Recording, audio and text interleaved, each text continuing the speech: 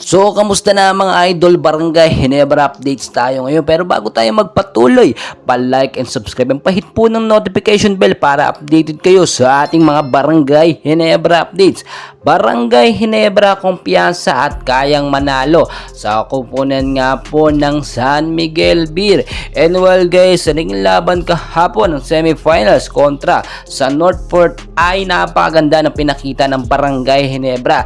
Nagiging malakas talaga at stay strong yung first 5 lineup nga po ni Scotty Thompson, at nakita nyo hindi talaga yun mapantayan ng Northport. At ang sabi ng ilan, hindi na nga raw po magiging effective yung first 5 na nila-lineup nila ng Barangay Ginebra sa magiging laban nga po dito sa semifinals kontra sa San Miguel Beer sa January 24 ng semifinals Barangay Ginebra at San Miguel. At nakita nyo kahit wala po tayo naglalarong Justin Noype Brownlee, nakakagalaw ng maayos at umaangat sa standings ang Barangay Ginebra. Nakita kasi natin ngayong playoff modes na ngayong playoffs at semifinals ay nakikita nyo kung paano talaga nagagamit ng maayos ang mga player.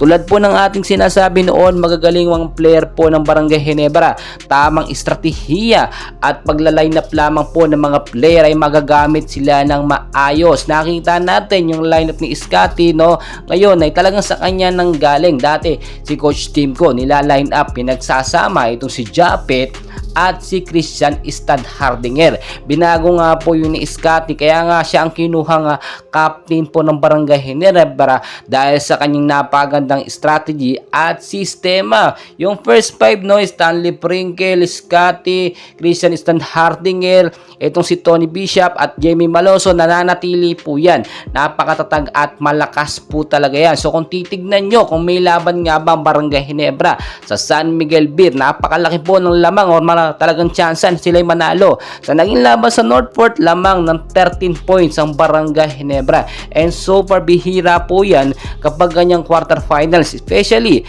pagka semifinals, nakikita talaga natin. Pero hindi po natin pwedeng baliwalain ang kupunan nga po ng San Miguel Beer. Tandaan po ninyo, malalakas ang kanilang mga player. Ang ganda rin ng sistema nila, pero dapat kontrahin na or baguhin na ni Scotty kasi pasang-basa na nga po ng San Miguel yung mga nila lineup ni Scotty. Pero i-check natin yan basta laging hindi magsasama itong dalawang big man para meron tayong depensa sa second half ng game at makapagpahinga yung isang big man dito naman sa pinasok sa first half ng game. Well guys, patuloy ko po kayong i-update, and please huwag nyo kalimutan mag-like and subscribe for more Barangay Ginebra updates